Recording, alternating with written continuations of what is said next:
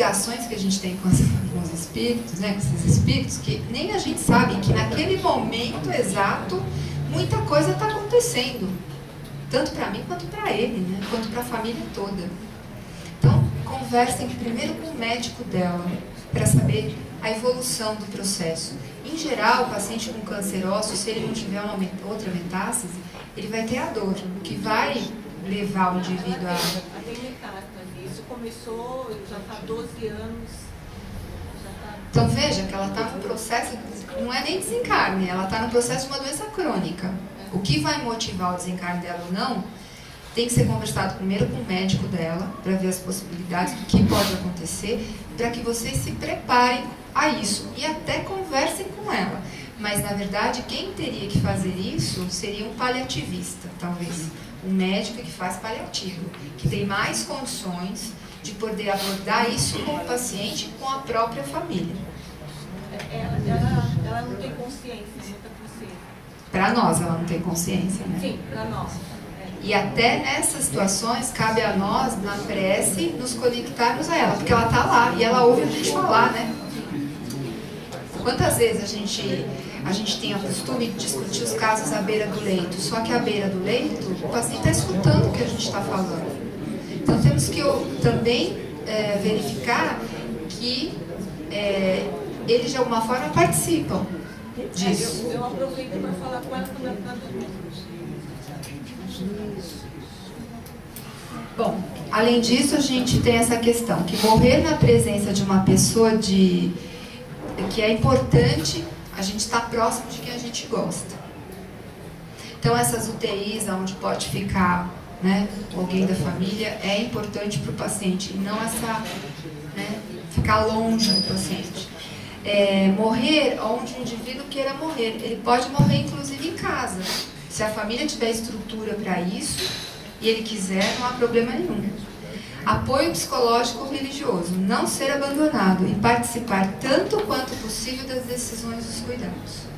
A pessoa morrer dormindo seria uma forma mais leve, talvez? Não tem nada a ver. Depende da capacidade espiritual, né, que ele tenha, no sentido de entender o que é a morte do desencarne, porque nós desencarnamos todos os dias ao dormir. E de repente você acorda e está desencarnado. Pode voltar, né? E aí você fica, né? Então vai depender da tua capacidade de...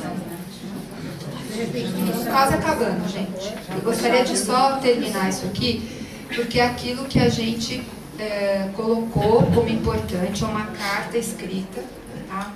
Pela Associação Médica Espírita, pela Bioética Médico-Espírita, elaborada no 5º Medinesp, na cidade de São Paulo, em 28 de maio de 2005, e foi atualizada agora, em 17 de junho de 2017, no 11º Medinesp, na cidade do Rio de Janeiro. Tá? É aquilo que a gente acredita em relação à eutanásia, à distanásia e à morte natural.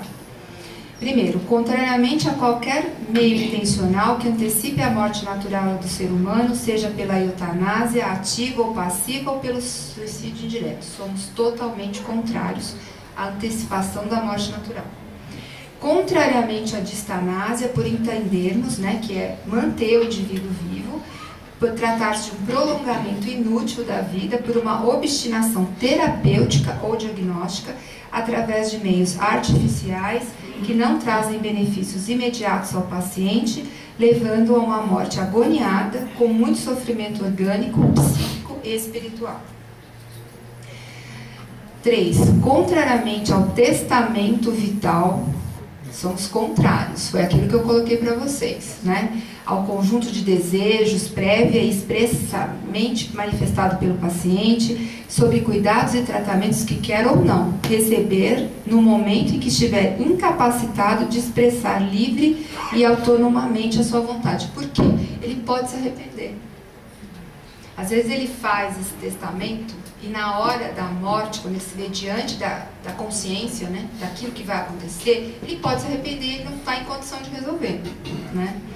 Pois ninguém pode prever antecipadamente a maneira ou a condição como irá morrer. Qual é a hora certa?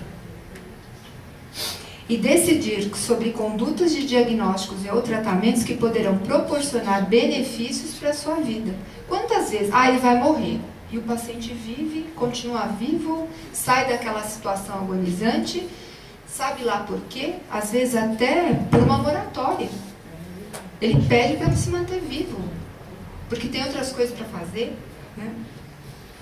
4. Somos favoráveis à ocorrência da morte natural, a que se dá no tempo certo. Compete-nos respeitar a autonomia do paciente, suas crenças, medos, desejos e esperanças, oferecendo-lhe apoio médico, psicológico, religioso e familiar, que lhe possibilite morrer sem dor e viver com dignidade os seus últimos instantes de vida terrena. Compreendemos o processo de morrer como uma fase importante para o aperfeiçoamento do espírito, repleto de experiências enriquecedoras, tanto para o médico quanto para o paciente, sobretudo quando ambos têm os olhos voltados para a realidade da vida imortal. Só para encerrar, trouxe uma palavra aqui de Bezerra, que está no Evangelho com Bezerra, psicografado por Alda Maria, capítulo 5, a morte nada mais terá de assustador.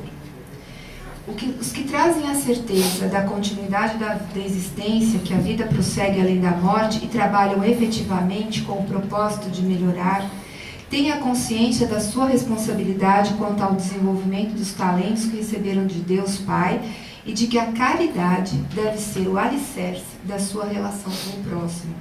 O homem que traz em seu íntimo bem fundado o ponto de vista que sua origem é divina, de que o espírito é eterno com passagens pela terra para evoluir, caminha com determinação e perseverança a passos firmes e aguarda com serenidade o porvir, recebendo todos os reveses da sua reencarnação como lições importantes para a sua evolução espiritual.